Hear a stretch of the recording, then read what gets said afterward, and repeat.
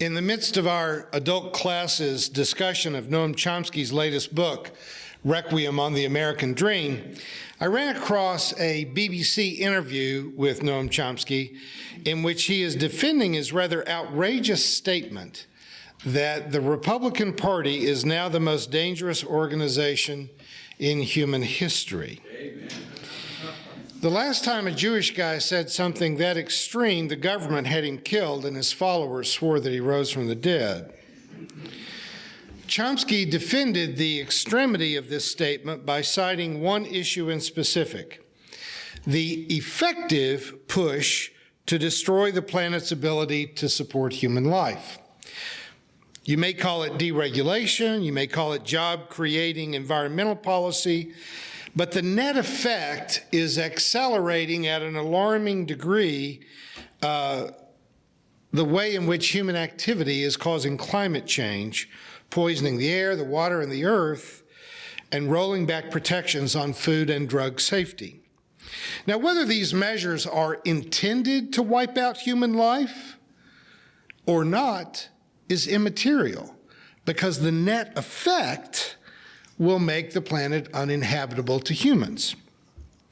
The problem is that we progressives already see these points and we agree with them. So it's not easy to get us to nod at these sorts of statements that Chomsky makes. But what we've got to actually be able to do is to communicate effectively with those who refuse to face what we call facts. While deriding consumers of fake news, science deniers, and the shallow end of the theological pool might give us a bit of consolation and satisfaction, however, as a form of persuasion, it doesn't work. Derision is an utter failure if you're trying to convince people to see differently. And as much as I respect the intellect of Noam Chomsky, calling the Republican Party the most dangerous organization in history is not likely to get many Republicans to sit down at the table with you for a free and open exchange of ideas. If it's not too late for me to even pretend that I can be a part of reconciling the deep divide in America today, I'd like to call upon two of Chomsky's own favorite resources he used in this book that come from before there ever was a Republican or Democratic Party. And in the case of Aristotle, before there was an America. There are ways in which America is, or at least was, the greatest nation in the world. We certainly have not perfected either freedom or democracy, and we've never had what could be called an entirely fair free market economy that was tethered to an awareness of the common good, worked in service to democracy. But I think it's fair to say that we've done a better job than whoever was in second place.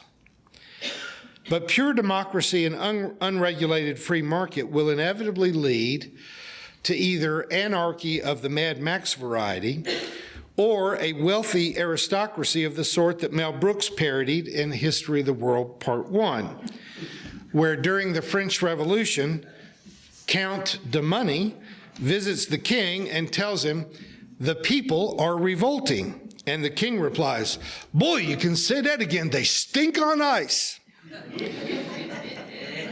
But he claims to love the peasants when suddenly he turns to shoot skeet, but rather than the traditional clay pigeon being thrown into the air, the king is having peasants catapulted for him to shoot at. The complete insensitivity of the ruling class towards the suffering of the poor is often portrayed as either the primary or at least a contributing factor to most modern revolutions. Aristotle was aware 2,500 years ago that without some regulation, democracy and a free market have a fatal flaw, and that mortal vulnerability is called poverty. From Aristotle to Thomas Jefferson, anyone who has thought seriously about what a democratic government looks like, especially in the presence of a free market, realizes that a nation endowed with both within a very few years will self-destruct without self-protective measures being in place. Now, we're a church, and church folks can generally be assumed to be opposed to poverty. That's easy. Granted that most of the world's religions treats poverty like a pious project where we spruce it up and give it a fresh coat of paint now and then to keep our halos properly polished. But underlying most spiritual traditions is an assumed compassion, a desire to benefit those who suffer at the margins of society. But what about the Ayn Rand dimensions of politics and banking, or the Ayn Rand and stained glass that we get out of most fake religion that is so prevalent in politics these days? Minus the influence of a spiritual and compassionate perspective, what is their attitude towards poverty? Now, I'd like to argue that if the rich want more than anything to get richer, that mere greed alone should also motivate them to want to elevate the health, education, and hence the employment of the poor, so that the poor will get busy creating more wealth and paying more taxes. Again, as St. Chomsky points out, in America's early days, our founders sought to set limits to democracy so that the poor could vote and have the appearance of having a voice in how the country was run, but they also built into the system certainties that the votes of the people wouldn't count for much, and that power remains in the hands of corporations and of the wealthy. Aristotle proposed that we solve the same problem differently. Poverty is the problem with democracy. Democracy and the kind of economy that goes with it will create poverty. Aristotle suggested that we elevate the income of the poor so that they have a decent standard of living, and that solves the problem of the breakdown of democracy. Thomas Jefferson and others realized that they could create a governmental system that kept the poor from being able to vote themselves into a better standard of living. Poverty is an inevitable problem, has to be solved. One way to solve it is to eliminate poverty, and the other is to effectively oppress the poor. America has consistently chosen, except in dire circumstances, to simply oppress the poor. Most of us here benefited from the economic bounce that took place at the end of World War II, when the labor demands were such that black and white no longer mattered, men and women no longer mattered. We needed more labor to produce. And that created the middle class, that created an educated generation. But those circumstances have evaporated. And now it is possible to go back to a permanent peasant class in America. And here, men and women, we have to acknowledge that either way that you do it, either by oppression or by ameliorating the suffering of the poor, either way works if your goal is a stable society to maintain peace. But if your goal is to really get the money machine going, creating wealth and growing the economy, then honestly, what I wish people on the other end of the religious and political perspective could understand is that compassion works better. We choose compassion out of our spiritual tradition, but if you look at it just straight up economically, compassion works better over the long haul. Now, as we were saying in class, if you're a farmer and you've made your fall harvest and you want to increase your bottom line, you can sell your topsoil. But that's not a good long-range plan. And unfortunately, a lot of what we're doing in corporate America is selling our topsoil. If we are concerned about nutrition, healthcare, education, and employment of the poor, that's not just a Jesus solution. That's an Adam Smith wealth of nations solution. Republicans and Democrats don't have to be at loggerheads about universal health care, about free college education, about replacing the minimum wage with a living wage. If only we could get Democrats to understand that we want to grow the economy. We don't want to just give away enough public assistance to keep people from dying, but that we want to actually get them producing in the economy. And if we can get Republicans to realize that short-term economic goals work against their best long-term interest. Democrats need to stop thinking about food stamps and public housing and start thinking about free college education and better salaries. And Republicans need to stop thinking about exporting labor and building more prisons and get behind policies that will actually lift all boats. Amen. Let me give you just one example from before Republicans and Democrats were a thing. When Adam Smith left Scotland and came to see the newly birthed democracy in America, he wrote about how our freedom of movement in labor was going to make us rich. That the ability of laborers to move from place to place and job to job would stimulate our economic growth so that we would surpass Great Britain and Europe.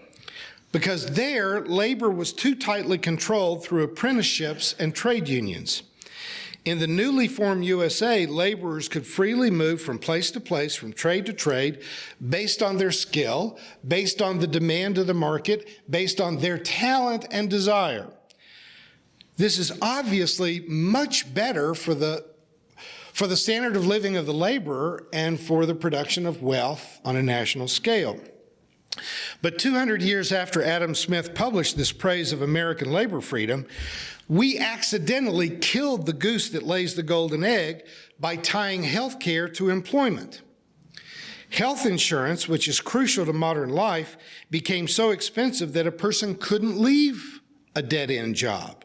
They no longer had labor mobility. They could no longer change their industry or their employment. They couldn't quit to start a new business. They couldn't become an inventor. They couldn't even take a break from their employment in order to earn an advanced degree or take new job training.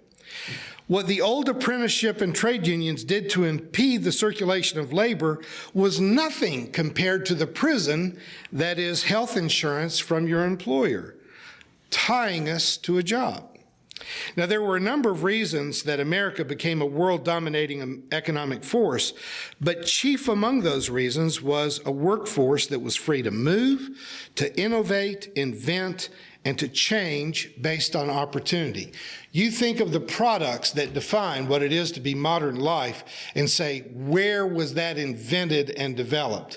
And the list that falls under America is huge compared to the rest of the world added together, because we were the place where innovation and invention was encouraged and rewarded. We are not that place anymore. Take that away and our economy slows to nearly imperceptible growth.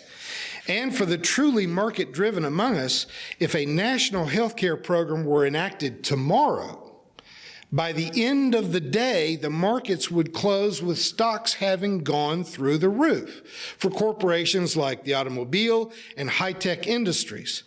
The most expensive thing on any new car, any new refrigerator, any new air conditioner today is the healthcare cost of their retired workforce.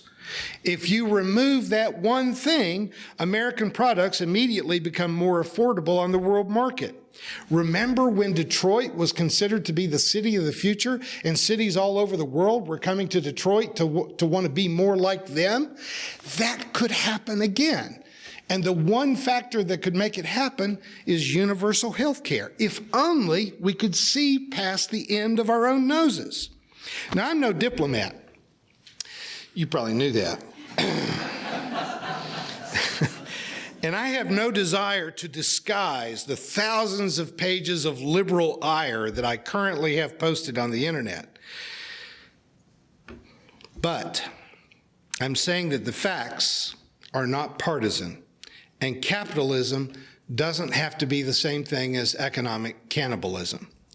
There's a way that America became greater than its peers among the nations of the world, and we have, out of greed and moral laziness, surrendered much of that progress in the interest of having a fatter bottom line next month than having a better bottom line 5 years from now.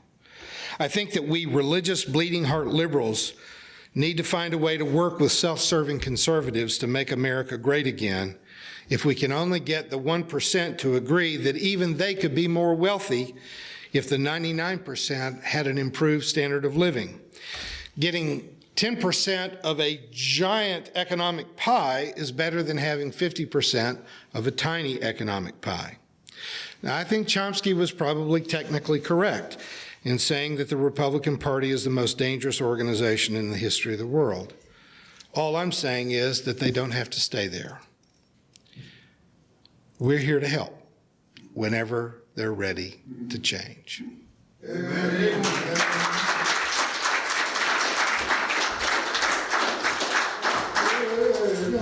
Thank you for watching our videos. We are entirely dependent on the donations of our listeners and members. We hope that you find this content to be important enough to help us to keep offering these videos to the public at no charge by becoming a regular contributor. Please click on the donate button on our website at www.spfccc.org. Thank you for your support of progressive religious programming.